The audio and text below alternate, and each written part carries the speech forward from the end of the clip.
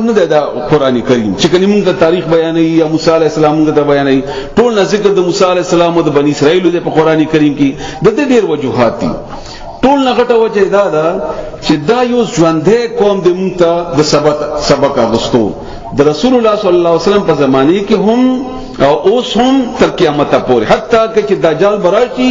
دجال سره به هم دغه قوم ملګری او یا در يهوديان به ایران نو سره ملګرتیا کوي او راځي هم يهودي دجال او مقابله بیا عیسی علی السلام به مړ کی نو اخره پوری وین قیامت پوری به دا قوم ژوندې قوم د بنی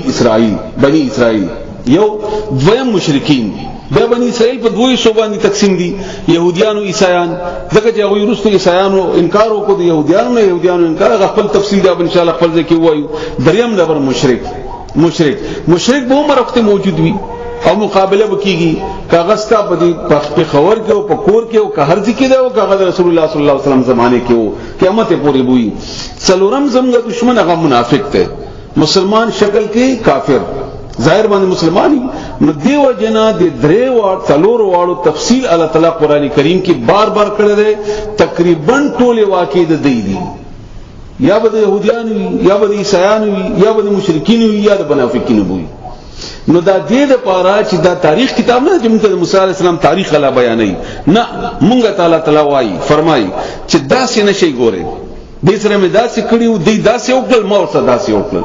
دا لکه موږ د وسامن دي یا مثلا خپلوان مې دغه توجه قسم شه ګوره خپلانی ما سره داسې کړیو داسې مې ورسره وکړل اته د پاره یا ته بچي سبق وایا چې خیر نمبر والی نو چې تکله اول نمبر راشي نو موټر سایکل یادا شی بدل تواله ملک څنګه مستقبل ورور تاغسته یو وجه دا هغه حکمتونه چې موږ پوېږو د نبم زیاتی دویم وجه دا چې مسلمان بنیادی طور باندې بنیادی د ځین کې کینه وای دا ډیره ضروری خبره ده په حیثیت مسلمان هغه زموږ د څلور دي په دې کې لومبنه دشمن زموږ يهودي ده زموږ په دې علاقو کې موږ په وطنونو کې په دې جنگونو کې په دې سیاست کې زموږ په دې میډیا کې زموږ په دې فحاشي کې زموږ په دې کې تقریبا 80% نه زیات د پک يهودي ملوث دي سازشی قوم ده مسلمانانو سره دشمنی ده د امریکای ټینک اکثر د دی پالیسی تقریبا اندوی جوړي زمونږ ورلد بانک نواله نور بانکونه معاشي مسلې دا تقریبا دوی سره دي میډیا تقریبا دوی سره ده فاشي خورولو کې دی تقریبا دا هغه قوم ده چې دی التنه چې کله رسول الله صلی الله علیه وسلم د مدینې نه وستلی دي التنه دا زمونږ دشمنان دي تر قیامت ورځې پورې به دا دشمنی کوي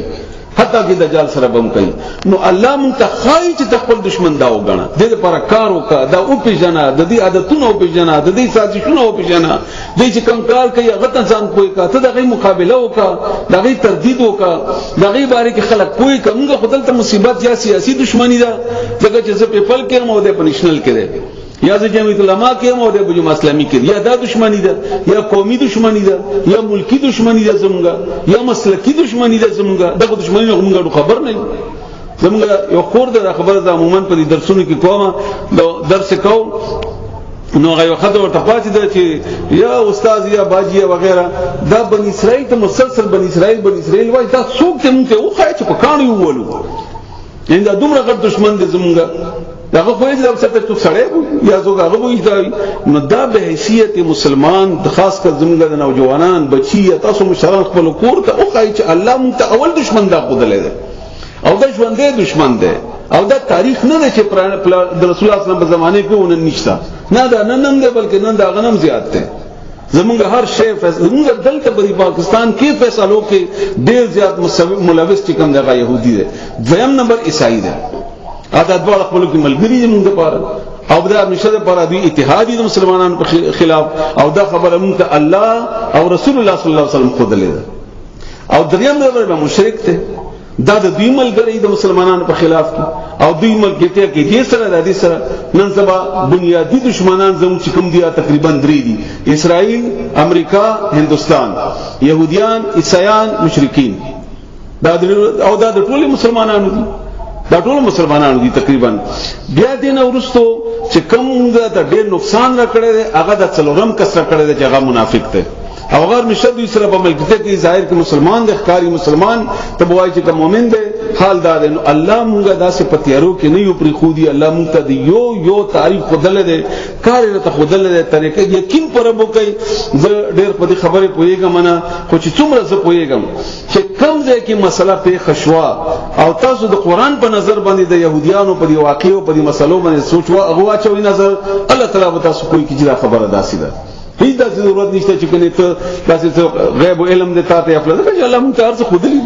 الله مونږ ته هر څه خودلی الله تعالی موږ په دې باندې پوي کی. نو دیو جن الله تعالی بار بار د دې ذکر کوي او سی بیا ذکر کوي او د دې تفصیل الله بیانوي. نو چې الله بیان کړی دی نو موږ عموما په ترجمه کې تیز پتیر شو دا خنه کو زموږ ذهن کې سره دا دښمنی جوړیږي نه چې يهوديان زموږ دشمنان دي یا عیسایان زموږ دشمنان دا دښمنی زموږ ذهن کې نه جوړیږي. که جوړیږي نو یا خپل مسلمان ورور جوړیږي یا خپل د مسلک خلاف جوړیږي. زموږ ټول کارونه د دې په خلاف دي. الله دلته دا ویل الله دلته نه ویل دلته سوالین دي او دلته دوالین دي. دغه واقعو تاریخ تاسو پڑھاو کوي په سمرقند او بخارا کې چې کله دا دشمن راتلو نو ملایان او علماء کرام په خپل کې په جګړې او په دوه خبرو باندې یو ویلي ول سوالین یو ویلي ول دوالین. یو ویلي رسول الله صلی الله علیه وسلم امتیاز مبارک پاکي دي بل ویلي چې نه پاکي نه دي. دوی په دې جګړې کوي هغه راغلل دا علاقې فتح کې او داخله کې په جمعتون کې وتړل او جمعتونه د خپل اسبالخانه جوړې کې هم نه کرنګ ایران چې فتح کول هم نه کرنګ حالو. نو موږ مغه سي حال کیو